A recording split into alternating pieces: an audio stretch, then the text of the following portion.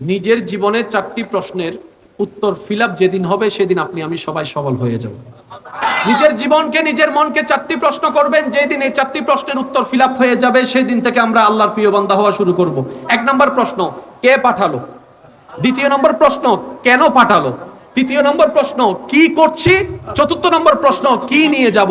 এই 4টি প্রশ্ন যখন আপনি করবেন, প্রথম প্রশ্ন কে পাঠালো, আপনার মন বলবে রব্বুল আলামিন, আল্লাহ পাঠিয়েছেন, সুবহানাল্লাহ। এবার আপনি যখন 2য় প্রশ্ন করবেন কেন পাঠালো, তখন আপনার মন বলবে আল্লাহ আমাকে পাঠিয়েছেন আল্লাহর ইবাদত করার জন্য, দ্যাট মিন্স আল্লাহর সৃষ্টির সেবা করার জন্য, দ্যাট মিন্স আল্লাহর দিকে তাকিয়ে আল্লাহর সমস্ত সৃষ্টিকে ভালোবাসার জন্য, সুবহানাল্লাহ, আল্লাহকে খুশি করার জন্য। 3য় নম্বর যখন প্রশ্ন করবেন কি করছি, তখন আপনার অতীত, বর্তমান, ভবিষ্যৎ সব চলে আসবে। যখন আপনি বলবেন যে কি নিয়ে যাব, তখন দেখবেন আপনার কবর, হাসর আপনার সামনে চলে আসবে। এই 4টি প্রশ্ন সুন্দরভাবে ফিল আপ করে আমাদের সবাইকে কবরে যাওয়ার আল্লাহ তৌফিক দান করুন। শেষ একটা অনুরোধ করব, কারণ সব সময় আমার আশা হয় না, এটা আমি আপনার ইমানি ভাই হিসেবে আমি করব, করার অনুমতি দিবেন ইনশাআল্লাহ? আল্লাহর দয়া পাওয়ার ইচ্ছা আছে? আল্লাহকে খুশি করার ইচ্ছা আছে? তাহলে একটা কথা বলি, মনে রাখবেন, আল্লাহর দিকে তাকায় সবাইকে মাফ করে দেন। আল্লাহর দিকে তাকায় সবাইকে মাফ করে দেন। এই সবার ভিতর পরিচিতও আছে, অপরিচিতও আছে, বউ আছে, জামাইও আছে, ভাইও আছে, চাচাও আছে, জেঠাও আছে, মামা আছে, কাকা আছে, দাদা আছে, দাদি আছে, এই আছে, সেই আছে, সবাইকে আল্লাহর দিকে তাকায় মাফ করে দেন। মন প্রথমে পারবে না, চেষ্টা করুন।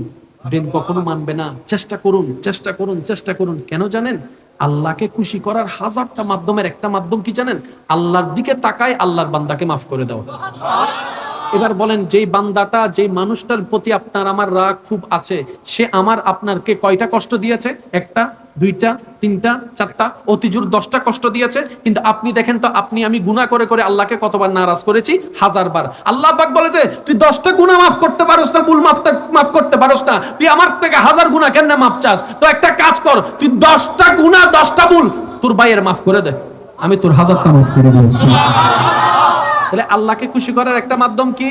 আজকে থেকে কোনো পরিচিত অপরিচিত কাউকে নামে চিনার দরকার নাই, পরিচয় চিনার দরকার না। আপনি শুধু এতটুকু মনে রাখবেন, জামাই বউয়ের দিকে, বউ জামাইয়ের দিকে তাকায় এতটুকু বলবে, এটা আমার বউ নয়, এটা আমার স্বামী নয়, শুধু এটা আমার রবের বান্দা, এটা আমার চাচা নয়, এটা আমার রবের বান্দা। এবার আপনি যখন আপনার শত্রুকেও দান করবেন, ঘরের ভিতর থেকে কেউ যদি বলে ও তো গত 2 বছর আগে আমাদের রাস্তা বন্ধ করে দিয়েছে, ওকে দিচ্ছিস কেন?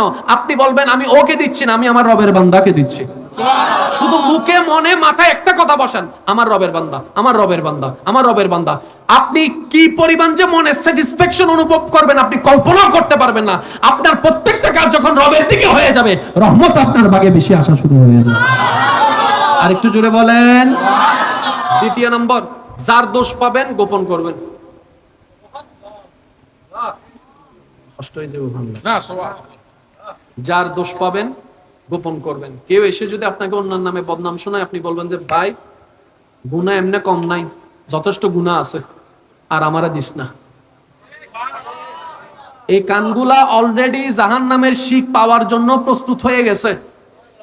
ভাই আমার আর গুনার বাকি করিস না, ভাই তোর থেকে হাত জোর করে মাপ চাই, মানুষের নামে গীবত করিস না। শোনার দরকার। প্রথম দিন কষ্ট হবে, 2য় দিন কষ্ট হবে, 3য় দিন কষ্ট হবে, কারণ শয়তান তো আমাদের ভিতরে বসবাস করেই। ওভারকাম করতে একটু কষ্ট হবে। তবে আপনি শুধু লেগে থাকেন 2 সপ্তাহ, আমার কথা রাখেন 2 সপ্তাহ, দেখবেন 2 সপ্তাহ 3 সপ্তাহ পর আপনার এটা কেমন যেন ইজি হয়ে যাচ্ছে। কিরকম? রমজানের প্রথম দিন রোজা রাখলে অনেকে ভুল করে খাবার খেয়ে ফেলে, 2য় দিন একটু কেমন যেন আনইজি লাগে, 3, 4টা 5টা রোজা রাখার পরে দেখবেন রমজান শেষ হলে ঈদের দিন সেমাই খাইতে অনেক সময় আনইজি লাগে। ওই করতে করতে অভ্যাস হয়ে ইনশাআল্লাহ পারবেন, কঠিন কিছু নয়। বান্দা যখন চেষ্টা করে, রব তখন তাকে সহযোগিতা করে। সুবহানাল্লাহ। মানুষের গীবত করা সবচেয়ে বড় গুনাহ। এই গুনাহটাকে আমরা গুনাহ মনে করি না। ওয়াইলুল লিকুল্লি হুমাজাতিল লুমাজা, এমন গুনাহ যেটা নেকিকে ধ্বংস করে দেয়, গুনার পাহাড় বানিয়ে দেয়, কিন্তু এটা আমাদের কাছে গুনাহ মনে হয় না। 4 দোকানে গীবত, ঘরের মধ্যে গীবত, 5 জনের বৈঠকে গীবত, 2 জনের বৈঠকে গীবত, মোবাইলের মধ্যে গীবত, সেটিং এর মধ্যে গীবত, গীবত আর গীবত। গীবত থেকে যদি বাঁচতে চান, আমার অদমের ছোট্ট একটা পরামর্শ, আগে গীবত শোনা থেকে বাঁচেন।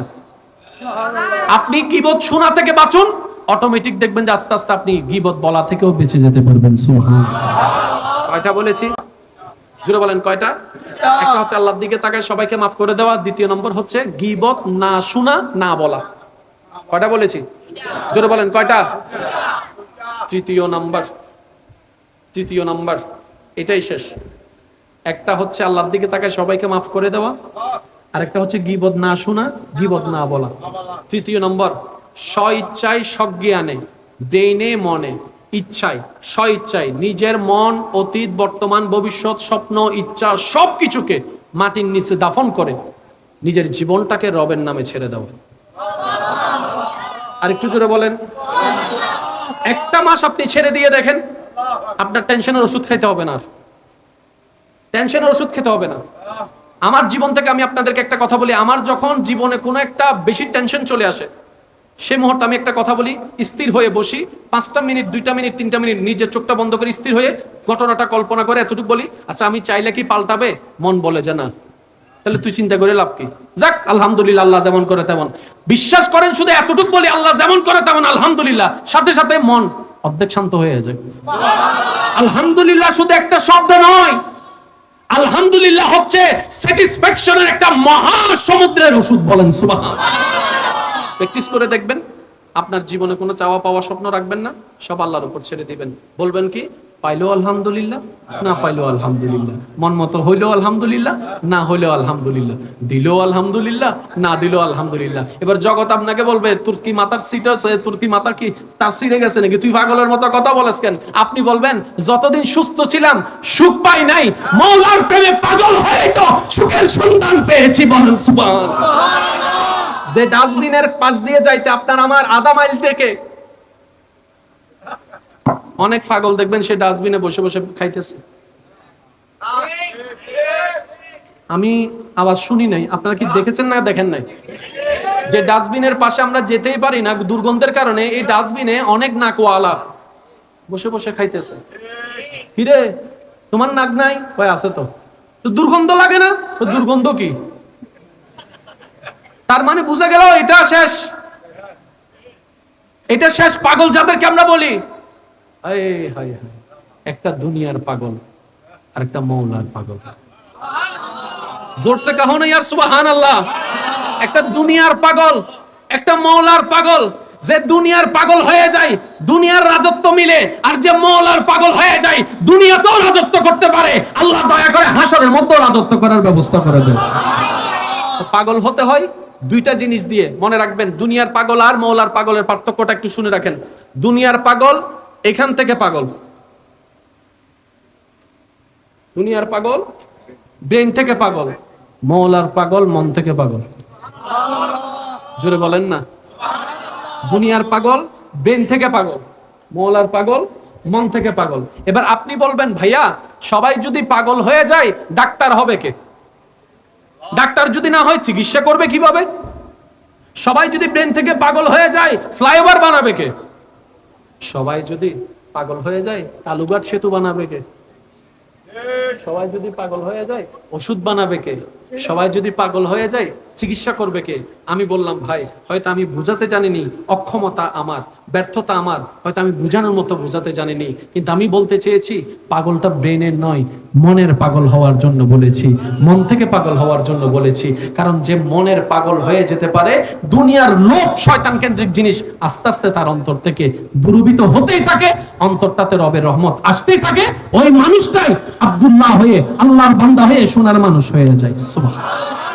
আল্লাহ আমাদের সবাইকে বুঝার তৌফিক দান করুক।